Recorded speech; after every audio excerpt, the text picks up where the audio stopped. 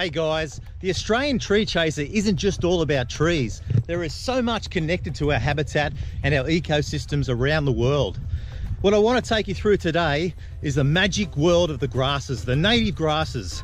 These are all the vegetation that pretty much hold all our banks together. Let's go. Hey guys, this is the Lomandra ashara. Now this variety here gets a nice bluey green tinge. It is a magnificent species in the Lomandras. Gets to around 40 centimeters high, and as I said, it's nice and tough, very resistant to fungal attacks, and it's probably one of the best varieties of dwarf Lomandras going around with this beautiful fine leaf. I tell you what, Lomandra ashara, you won't get much better than that.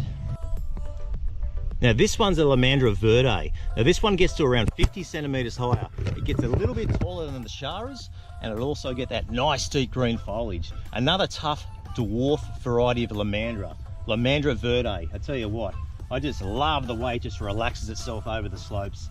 Absolutely stunning. All right. This next one is the common Lomandra hystrix. You'll see this one grown all over Australia and is used all through the bushland. It's grown naturally all through the forests.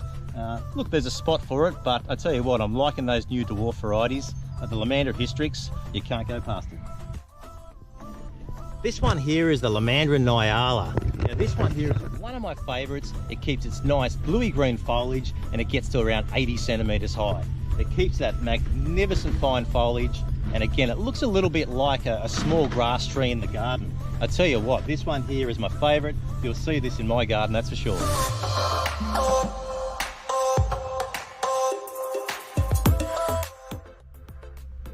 This is the Lomandra tilga. Now this variety gets to around 70 centimetres high, and it's probably one of the toughest on the Sunshine Coast. It's been tried and true on most contractors in most jobs on the Sunshine Coast, and is probably the main grass which is used in all these commercial and small to medium jobs. But one of my favourites gets that nice deep foliage, and it's probably what you'd call in between say a Shara and say a Verde. Gets that nice deep green foliage and is a spectacular variety to look at.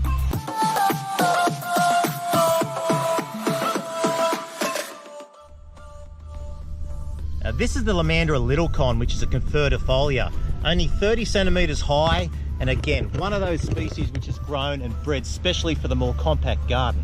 As I said, it gets into a 30 centimetre ball, and look at him, he's so cute. He's small. Normal Lomandras get up to about 1 metre high, and this one will stay compact. And again, it just shows you how modern horticulture has come in the last few years. To breed these little compact species for more compact gardens, I tell you what, don't you love it? Okay guys, this one is the Lomandra glauca Blue Ridge, and just check out that beautiful bluey green foliage. Not only does it get that bluey green foliage, but it also gets a nice compact habit of around 30 centimetres high. So not only are you going to get that broad leaf with the beautiful contrasting foliage, you're going to get something which is tough, hardy and compact.